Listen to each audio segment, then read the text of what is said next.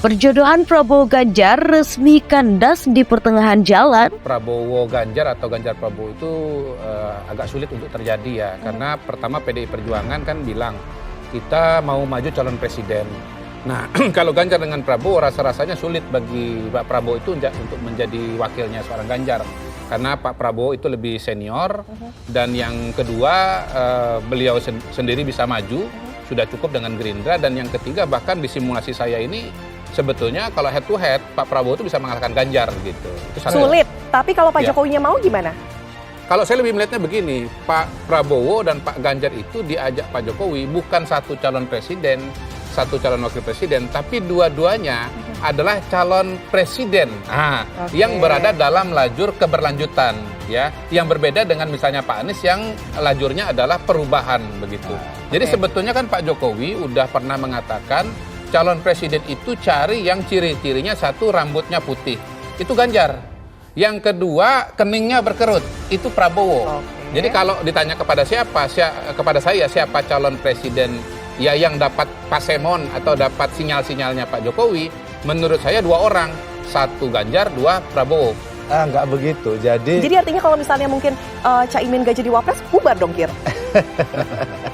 Jadi akad itu dibangun dengan cara sukarela dan berbasis mutual simbiosis. Bahwa PKB dengan Gerindra, PKB utamanya juga memiliki keyakinan. Meskipun baru kali ini PKB berkoalisi dengan Gerindra, tetapi PKB memiliki keyakinan untuk 2024, kalau PKB dan Gerindra berkoalisi insya Allah menang. Partai Demokrasi Indonesia Perjuangan atau PDIP menyatakan terbuka menjalin koalisi dengan partai-partai lain. Meski begitu, PDIP dipastikan tetap mengusung capres dari kader internal partai.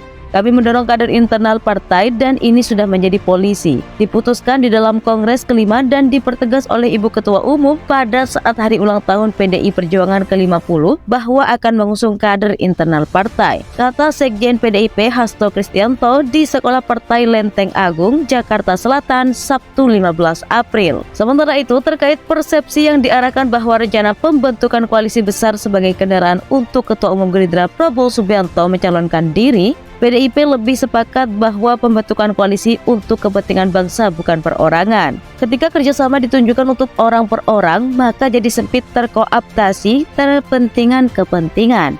Bagi PDIP, kerjasama jauh lebih besar untuk kepentingan bagaimana secepatnya kita bisa bergotong royong mengatasi dampak pandemi, jelas Hasto. Di sisi lain, Hasto belum banyak berbicara mengenai peluang menyanding kader PDIP dengan Prabowo.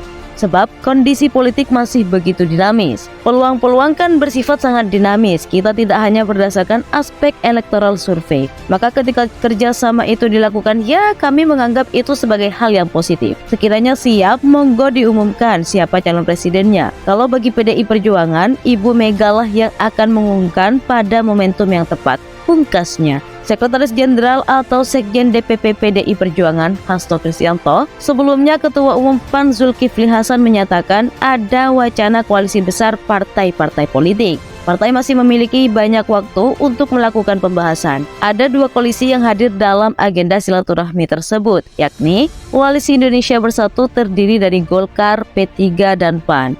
Kemudian Koalisi Kebangkitan Indonesia Raya ada Gerindra dan PKB. Presiden Joko Widodo juga hadir dalam acara itu dan mengatakan para ketua umum partai politik tersebut cocok berkoalisi. Presiden berharap agar parpol-parpol dapat bergabung dalam koalisi besar demi kebaikan rakyat. Ketua Umum Partai Gerindra Prabowo Subianto juga memberi tanggapan senada. Menurutnya ada kesamaan pemikiran antara Gerindra dan parpol-parpol yang hadir dalam acara silaturahmi tersebut.